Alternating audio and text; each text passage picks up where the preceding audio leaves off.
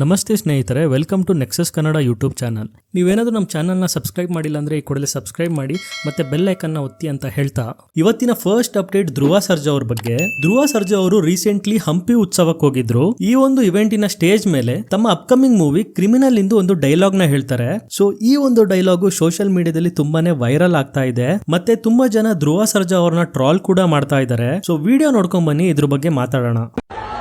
ಪಾರ್ವತಿ, ನಾ ಎಂತ ಹುಚ್ಚುಳೆ ಮಗ ಅದೀನಿ ಅಂದ್ರೆ ಆದ್ರೆ ನಾನ್ ಮಾತ್ರ ನಿನ್ ಮೇಲೆ ಜೀವನೇ ಇದ್ದೀನಿ ಕಣೆ. ಯಾವತ್ತಿದ್ರು ನೀನ್ ಕುತ್ತಿಗೆ ತಾಳಿ ಕಟ್ಟ ಗಂಡ ನಾನಾ, ನನ್ನ ಹೆಂಡ್ರು ನೀನಾ? ಗೊತ್ತಾತಾನೆ?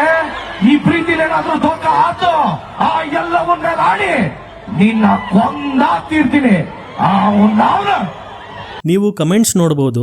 ಧ್ರುವ ಸರ್ಜಾ ಅವರು ಅದ್ದೂರಿ, ಬಹದ್ದೂರ್ ಮತ್ತೆ ಭರ್ಜರಿ ಮೂವೀಸ್ ಆದ್ಮೇಲೆ ಯಾವ್ದೆಲ್ಲ ಮೂವೀಸ್ ಮಾಡಿದ್ರು ಯಾವ್ದು ವರ್ಕೌಟ್ ಆಗಿಲ್ಲ, ಇದು ಕೂಡ ಅದೇ ರೀತಿ ಆಗುತ್ತಾ ಅಂತ ಕಮೆಂಟ್ ಮಾಡಿದ್ದಾರೆ. ಇನ್ನೊಬ್ರು ಈ ರೀತಿ ಅಬ್ಯೂಸಿವ್ ವರ್ಡ್ಸ್ ನ ಯೂಸ್ ಮಾಡ್ಕೊಂಡು ಡೈಲಾಗ್ಸ್ ನ ಏನಕ್ಕೆ ನಾರ್ಮಲ್ ಮಾಡ್ತಾ ಇದ್ದಾರೆ ಅಂತ ಪ್ರಶ್ನೆ ಮಾಡಿದ್ದಾರೆ. ಇನ್ ಮೆಜಾರಿಟಿ ಆಫ್ ದ ಜನ ಈ ರೀತಿ ಮಾತಾಡೋದು ಉತ್ತರ ಕರ್ನಾಟಕದಲ್ಲಿ ತುಂಬಾನೇ ಕಾಮನ್. ಕ್ರಿಮಿನಲ್ ಮೂವಿ ಉತ್ತರ ಕರ್ನಾಟಕದ ಕತೆ ಆಗಿರೋದ್ರಿಂದ ಈ ರೀತಿ ಡೈಲಾಗ್ಸ್ ನ ಉಪಯೋಗಿಸಿದರೆ, ಒಂದು ಡೈಲಾಗ್ ನ ಕೇಳಿ ಇಡೀ ಮೂವಿನ ಜಡ್ಜ್ ಮಾಡಬೇಡಿ ಅಂತ ಕಮೆಂಟ್ ಮಾಡಿದ್ದಾರೆ. ಸೊ ಇದ್ರ ಬಗ್ಗೆ ಆದರ್ಶ್ ಅನ್ನೋರು ಒಂದು ವಿಡಿಯೋನ ಅಪ್ಲೋಡ್ ಮಾಡಿದ್ದಾರೆ. ನಾನು ವಿಡಿಯೋ ಪ್ಲೇ ಮಾಡ್ತೀನಿ, ನೋಡ್ಕೊಂಡ್ ಬನ್ನಿ. ರೀಸೆಂಟ್ ಆಗಿ ಧ್ರುವ ಸರ್ಜಾ ಅವ್ರನ್ನ ಹಂಪಿ ಉತ್ಸವಕ್ಕೆ ಕರೆದಿರ್ತಾರೆ. ಇದೊಂದು ಡೈಲಾಗ್ ಕೇಳಿಸ್ಕೊಳ್ಳಿ. ಪಾರ್ವತಿ, ನಾ ಎಂತ ಹುಚ್ಚುಳೆ ಮಗ ಅದೀನಿ ಅಂದ್ರೆ. ಇಲ್ಲಿ ನನಗೆ ಬೇಜಾರು ಏನಂದ್ರೆ, ನಮ್ಮ ಧ್ರುವ ಸರ್ಜಾಗೆ ಯಾಕೆ ಈ ಥರ ಡೈಲಾಗ್ಸ್ ಬರೀತಾರೆ ಅಂತ. ಫಸ್ಟ್ 3 ಮೂವಿ ಅದ್ದೂರಿ, ಭರ್ಜರಿ, ಬಹದ್ದೂರ್ ಅದೆಲ್ಲ ಓಕೆ, ಚೆನ್ನಾಗಿತ್ತು, ಸಕ್ಕತ್ತಾಗಿತ್ತು, ನೆಕ್ಸ್ಟ್ ಲೆವೆಲ್, ನಾನು ಬಿಗ್ ಫ್ಯಾನ್, ಒಪ್ಕೋತೀನಿ. ಬಟ್ ಅದಾದ್ಮೇಲಿಂದ ಮಾರ್ಟಿನ್ ಆಗಿರ್ಬೋದು ಅಥವಾ ಇನ್ನೊಂದಾಗಿರ್ಬೋದು, ಅವ್ರಿಗೆ ಯಾಕೆ ಈ ಥರ ಡೈಲಾಗ್ಸ್ ಬರೀತಾರೆ? ಡೈರೆಕ್ಟರ್ಸ್ ಆಗಿರ್ಬೋದು ಅಥವಾ ಡೈಲಾಗ್ ರೈಟರ್ಸ್ ಆಗಿರ್ಬೋದು ಬರೀತಾರೆ. ಅದಕ್ಕೆ ಅನ್ಸುತ್ತೆ ಅವ್ರಿಗೆ ಈ ಥರ ಫ್ಯಾನ್ಸ್ ಉಟ್ಕೋತಾ ಇರೋದು. I mean he's such a great talent. ಹೆಂಗಾಗ್ಬಿಡಿದೆ ಅಂದರೆ, ಇವಾಗ ಧ್ರುವ ಸರ್ಜಾ ಅಂದರೆ ಈ ಥರ ಡೈಲಾಗ್ಸ್ ಇರಲೇಬೇಕು, ಇಲ್ಲಾಂದರೆ ಜನ ನೋಡಲ್ಲ ಅವ್ರನ್ನ ಅನ್ನೋ ಥರ ಆಗ್ಬಿಡಿದೆ. No, break the norm. ಆ ಥರ ಅಲ್ಲ. Dhruva Sarja has greater potential. ಅದನ್ನು ಎಕ್ಸ್ಪ್ಲೋರ್ ಮಾಡ್ತಿಲ್ಲ ಯಾರು. ಎಲ್ಲ ಡೈರೆಕ್ಟರ್ಸು ಬರೀ ಆ ಲೋಕಲ್ ಬಾಯ್ ಸ್ಟೋರಿ ಲೈನಪ್ಪೇ ತೊಗೊಂಡ್ಬರ್ತಾ ಇದ್ದಾರೆ. I mean he has to try something different. ನನಗೆ ಅನ್ಸೋ ಪ್ರಕಾರ ಆ್ಯಸ್ ಪರ್ಸ್ನಲಿ ನಂಗೆ ತುಂಬ ಇಷ್ಟ ಅವರು ಆ್ಯಸ್ ಅನ್ ಆ್ಯಕ್ಟರ್. ನಮ್ಮ ಕನ್ನಡದವರು ಸಖತ್ ಗೌರವ ಇದೆ ಅವ್ರ ಮೇಲೆ. ಇದು ನನ್ನ ಜಸ್ಟ್ ಪರ್ಸ್ನಲ್ ಒಪಿನಿಯನ್ ಅಷ್ಟೇ. ಆಮೇಲೆ ನಾನು ಅಬ್ಸರ್ವ್ ಮಾಡಿರೋದನ್ನು ಹೇಳ್ತಿದ್ದೀನಿ.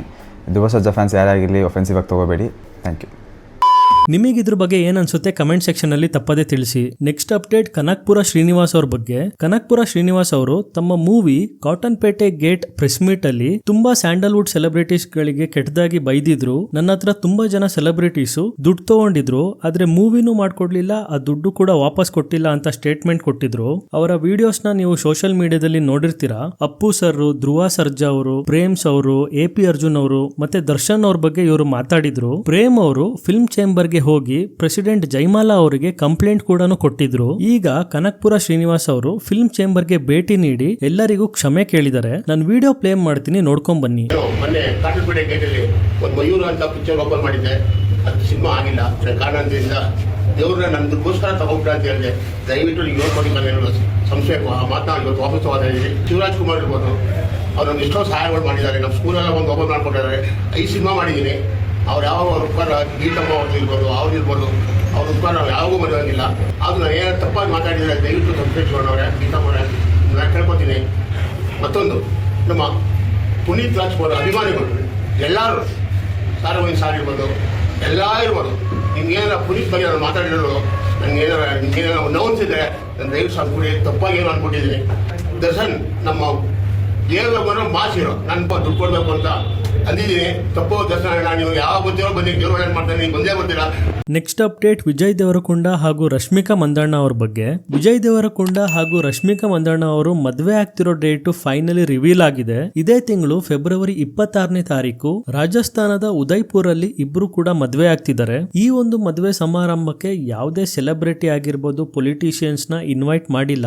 ಬರೀ ಫ್ಯಾಮಿಲಿ ಮೆಂಬರ್ಸ್ ಮತ್ತೆ ಫ್ರೆಂಡ್ಸಿಗಷ್ಟೇ ಇಬ್ರು ಮನೆಯವರು ಇನ್ವೈಟ್ ಮಾಡಿದಾರಂತೆ. ಹಾಗೂ ರಶ್ಮಿಕಾ ಮಂದಣ್ಣ ಮತ್ತೆ ವಿಜಯ್ ದೇವರಕೊಂಡ ಅವರು ನೋ ಫೋನ್ ರೂಲ್ ನ ತಂದಿದ್ದಾರೆ. ಮದುವೆಗೆ ಯಾರೆಲ್ಲ ಬರ್ತಾ ಇದ್ದಾರೆ ಯಾರು ಕೂಡ ಮೊಬೈಲ್ ಫೋನ್ ನ ತಗೊಂಡ್ ಹೋಗಂಗಿಲ್ಲ, ಯಾಕಂದ್ರೆ ಫೋಟೋಸ್ ಮತ್ತೆ ವಿಡಿಯೋಸ್ ನ ಸೋಷಿಯಲ್ ಮೀಡಿಯಾದಲ್ಲಿ ಲೀಕ್ ಮಾಡ್ತಾರೆ ಅಂತ ಈ ಒಂದು ರೂಲ್ ನ ತಂದಿದ್ದಾರೆ. ಈ ಒಂದು ರೂಲ್ ನ ಅನುಷ್ಕಾ ಶರ್ಮಾ ಮತ್ತೆ ವಿರಾಟ್ ಕೊಹ್ಲಿ ಅವರ ಮದ್ವೆ ಮತ್ತೆ ದೀಪಿಕಾ ಪಡುಕೋಣೆ, ರಣವೀರ್ ಸಿಂಗ್ ಅವರ ಮದ್ವೆಲೂ ಕೂಡ ಅಪ್ಲೈ ಮಾಡಿದ್ರು. ಮಾರ್ಚ್ 4ನೇ ತಾರೀಕು ಹೈದರಾಬಾದ್ ಅಲ್ಲಿ ರಿಸೆಪ್ಷನ್ ನ ಇಟ್ಕೊಂಡಿದ್ದಾರೆ. ಈ ಒಂದು ರಿಸೆಪ್ಷನ್ ಗೆ ಎಲ್ಲಾ ಪೊಲಿಟಿಷಿಯನ್ಸ್ ಮತ್ತೆ ಟಾಪ್ ಸೆಲೆಬ್ರಿಟೀಸ್ ನ ಇನ್ವೈಟ್ ಮಾಡಿದಾರಂತೆ. ನೆಕ್ಸ್ಟ್ ಅಪ್ಡೇಟ್ ರಕ್ಷಿತ್ ಶೆಟ್ಟಿ ಅವ್ರ ಬಗ್ಗೆ. ರಕ್ಷಿತ್ ಶೆಟ್ಟಿ ಅವರು ಸಪ್ತಸಾಗರದಾಚೆ ಸೈಡ್ ಬಿ ಮೂವಿ ಆದ್ಮೇಲೆ ಮೇಲೆ ಎಲ್ಲೂ ಕೂಡ ತುಂಬಾ ಕಾಣಿಸ್ಕೊಂಡಿಲ್ಲ. ಯಾಕಂದ್ರೆ ಅವರು ತಮ್ಮ upcoming movie Richard Anthony script writing ಅಲ್ಲಿ ತುಂಬಾನೇ ಬ್ಯುಸಿ ಆಗಿದ್ರು. ರೀಸೆಂಟ್ಲಿ ಜೋಗಿ ಗಿರೀಶ್ ಅವರು ಫೇಸ್ಬುಕ್ ಅಲ್ಲಿ ಒಂದು ಆರ್ಟಿಕಲ್ ನ ರಿಲೀಸ್ ಮಾಡಿದ್ದಾರೆ. ಈ ಒಂದು ಆರ್ಟಿಕಲ್ ಅಲ್ಲಿ ರಕ್ಷಿತ್ ಶೆಟ್ಟಿ ಅವರ ಅಪ್ಕಮಿಂಗ್ ಮೂವೀಸ್ ಗಳ ಬಗ್ಗೆ ಅಪ್ಡೇಟ್ ಕೊಟ್ಟಿದ್ದಾರೆ. ಅವ್ರು ಏನ್ ಹೇಳಿದ್ದಾರೆ ಅಂದ್ರೆ, ರಕ್ಷಿತ್ ಶೆಟ್ಟಿ ಅವರು ಟೋಟಲ್ 5 ಸಿನಿಮಾಗಳ ಸ್ಕ್ರಿಪ್ಟ್ ರೈಟಿಂಗ್ ಮುಗಿಸಿದ್ದಾರೆ. ರಿಚರ್ಡ್ ಆಂಥೋನಿ, ಪುಣ್ಯಕೋಟಿ ಹಾಗೂ ಇನ್ನ 3 ಮೂವಿಗಳ ನೇಮ್ ರಿವೀಲ್ ಮಾಡಿಲ್ಲ. ಮೊದಲು ರಿಚರ್ಡ್ ಆಂಥೋನಿ ಮೂವಿ ಶೂಟಿಂಗ್ ನ ಮಾಡ್ತಾರಂತೆ, ಅದಾದ್ಮೇಲೆ ಪುಣ್ಯಕೋಟಿ ಮೂವಿನ ಶೂಟ್ ಮಾಡ್ತಾರಂತೆ. ರಿಚರ್ಡ್ ಆಂಥೋನಿ ಹಾಗೂ ಪುಣ್ಯಕೋಟಿ ಮೂವಿ ಹೊರತುಪಡಿಸಿ ಇನ್ನ 3 ಮೂವಿ ಪ್ರೊಡಕ್ಷನ್ ನ ರಕ್ಷಿತ್ ಶೆಟ್ಟಿ ಅವರೇ ಮಾಡ್ತೀನಿ ಅಂತ ಹೇಳಿದ್ದಾರೆ. ನೆಕ್ಸ್ಟ್ ಅಪ್ಡೇಟ್, ಡೆಲ್ಲಿಯಲ್ಲಿ ನಡೆದ ಇಂಟರ್ನ್ಯಾಷನಲ್ ಎಐ ಸಮಿಟ್ ಅಲ್ಲಿ ಭಾರತದವರಿಗೆ ಅವಮಾನ ಆಗಿದೆ. ಈ ಒಂದು ಗ್ಲೋಬಲ್ ಎಐ ಸಮಿಟ್ ಅಲ್ಲಿ ಗ್ಯಾಲ್ಗೋತಿಯಾ ಯೂನಿವರ್ಸಿಟಿ ಅವರು ಒಂದು ರೋಬೋಟ್ ಡಾಗ್ ನ ತಂದಿರ್ತಾರೆ. ಪ್ರೊಫೆಸರ್ ನೇಹಾ ಸಿಂಗ್ ಅವರು ಈ ಒಂದು ರೋಬೋಟಿಕ್ ಡಾಗ್ ಬಗ್ಗೆ ಏನ್ ಹೇಳಿದ್ದಾರೆ ಅಂದ್ರೆ, ಈ ಒಂದು ರೋಬೋಟಿಕ್ ಡಾಗ್ ಹೆಸರು ಬಂದು ಒರೈನ್ ಅಂತ, ಮತ್ತೆ ಈ ಒಂದು ರೋಬೋಟಿಕ್ ಡಾಗ್ ನ ನಮ್ಮ ಯೂನಿವರ್ಸಿಟಿ ಅಲ್ಲೇ ಡೆವಲಪ್ ಮಾಡಿರೋದು ಅಂತ ಹೇಳಿದ್ದಾರೆ. ಈ ಒಂದು ವಿಡಿಯೋ ಸೋಷಿಯಲ್ ಮೀಡಿಯಾದಲ್ಲಿ ತುಂಬಾನೇ ವೈರಲ್ ಆಗಿದೆ. ತುಂಬಾ ಜನ ಇದ್ರ ಬಗ್ಗೆ ಏನ್ ಹೇಳ್ತಿದ್ದಾರೆ ಅಂದ್ರೆ, ಇದೊಂದು ಚೈನೀಸ್ ರೋಬೋಟ್. ಈ ಒಂದು ರೋಬೋಟ್ ಹೆಸರು ಬಂದು ಯೂನಿಕಾರ್ನ್ ಗೋ2 ಅಂತ. ಇದರ ಬೆಲೆ ಬಂದು 2.5 ಲಕ್ಷ ರೂಪಾಯಿ ಆಗುತ್ತೆ. ಗ್ಯಾಲ್ಗೋತಿಯಾ ಯೂನಿವರ್ಸಿಟಿ ಅವರು ಸುಳ್ಳು ಹೇಳ್ತಾ ಇದ್ದಾರೆ ಅಂತ ತುಂಬಾ ಜನ ಪೋಸ್ಟ್ ನ ಶೇರ್ ಮಾಡ್ಕೊಂಡಿದ್ದಾರೆ. ಈ ಒಂದು ನ್ಯೂಸ್ ಎಐ ಸಮಿಟ್ ಅವರಿಗೆ ಗೊತ್ತಾಗಿದ್ದ ತಕ್ಷಣ ಗ್ಯಾಲ್ಗೋತಿಯಾ ಯೂನಿವರ್ಸಿಟಿ ಅವರ ಸ್ಟಾಲ್ ನ ಖಾಲಿ ಮಾಡಿಸಿದ್ದಾರೆ, ಮತ್ತೆ ಅವ್ರನ್ನ ಎಐ ಸಮಿಟ್ ಇಂದ ಆಚೆ ಹಾಕಿದ್ದಾರೆ. ಪ್ರೊಫೆಸರ್ ನೇಹಾ ಸಿಂಗ್ ಅವರಿಗೆ ಇದ್ರ ಬಗ್ಗೆ ಪ್ರಶ್ನೆ ಮಾಡಿದಾಗ ನೇಹಾ ಸಿಂಗ್ ಅವ್ರು ಏನ್ ಹೇಳಿದ್ದಾರೆ ಅಂದ್ರೆ, ನಾನು ಎಲ್ಲೂ ಕೂಡ ಈ ಒಂದು ರೋಬೋಟ್ ನ ನಾವೇ ಮ್ಯಾನುಫ್ಯಾಕ್ಚರ್ ಮಾಡಿದ್ವಿ ಅಂತ ಹೇಳಿಲ್ಲ, ನೀವೇ ಕರೆಕ್ಟ್ ಆಗಿ ಕೇಳಿಸ್ಕೊಂಡಿಲ್ಲ ಅಂತ ಉಲ್ಟಾ ಹೊಡೆದಿದ್ದಾರೆ. ಗ್ಯಾಲ್ಗೋತಿಯಾ ಯೂನಿವರ್ಸಿಟಿಯ ಒಬ್ರು ಸ್ಟೂಡೆಂಟ್ ಇದ್ರ ಬಗ್ಗೆ ಕ್ಲಾರಿಟಿ ಕೊಟ್ಟಿದ್ದಾರೆ. ಅವ್ರ ಏನ್ ಹೇಳಿದ್ದಾರೆ ಅಂದ್ರೆ, ಹೌದು, ಈ ಒಂದು ರೋಬೋಟ್ ನ ನಾವು ಫಾರಿನ್ ಇಂದ ತರಿಸಿದ್ದು, ಇದರ ಬೆಲೆ ಬಂದು 2-3 ಲಕ್ಷ ಆಗಿತ್ತು. ಈ ಒಂದು ರೋಬೋಟ್ ನ ನಾವ್ ಏನಕ್ಕೆ ಯೂನಿವರ್ಸಿಟಿಗೆ ತರಿಸಿದ್ವಿ ಅಂದ್ರೆ, ಈ ಒಂದು ರೋಬೋಟ್ ನ ಮೇಲೆ ಎಕ್ಸ್ಪೆರಿಮೆಂಟ್ ಮಾಡಕ್ಕೆ ಮತ್ತೆ ಲಿಮಿಟ್ಸ್ ನ ಚೆಕ್ ಮಾಡಕ್ಕೆ ನಾವು ಇದನ್ನ ಯೂಸ್ ಮಾಡ್ತಾ ಇದ್ವಿ.